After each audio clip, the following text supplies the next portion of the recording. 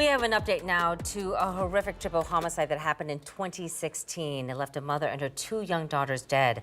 But tonight, the Columbus man who pleaded guilty to those crimes is asking the court to withdraw his guilty plea in hopes for a new trial. 45-year-old Wendell Callahan is serving a life sentence for the crimes, but DNA evidence at the crime scene has raised questions now about a story a key witness gave to police. 10 TV's Kevin Landers joins us right now in studio with details, the new ones that are coming up in this case, Kevin. Yeah, interesting story. People will question why Wendell Callahan would plead guilty to 3 murders if he didn't commit the crimes. His attorney argues that he pled guilty to avoid the death penalty, which the state has since stopped.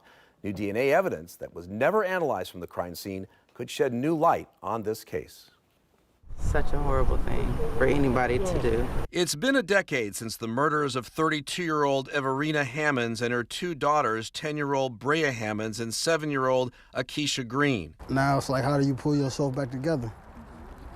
Where do you go from here? Police would arrest 45-year-old Wendell Callahan, the ex-boyfriend of Hammonds, after police say the key witness, Curtis Miller, who was the current boyfriend, told detectives he broke into the apartment and saw Callahan stab the victims. I interviewed Miller shortly after the crime in 2016. I don't know what to say to her family. How do you tell her family that they just lost a sister and niece? What do you say to them? What can you say to them? Miller is not charged with any crime connected to the murders. Callahan is serving a life sentence on 3 counts of aggravated murder and 1 count of aggravated burglary, even though he has maintained his innocence. The Franklin County Conviction Integrity Unit, at the request of Callahan, began to take another look at this case in 2023 and learned not all forensic evidence was tested.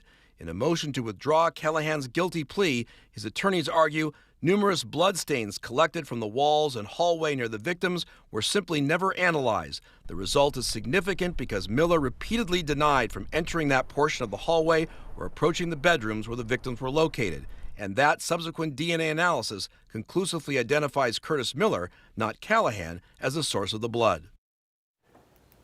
Callahan's attempt to clear his name now rests with a judge. The prosecutor's office continues to review this case. Kevin Landers, 10 TV News.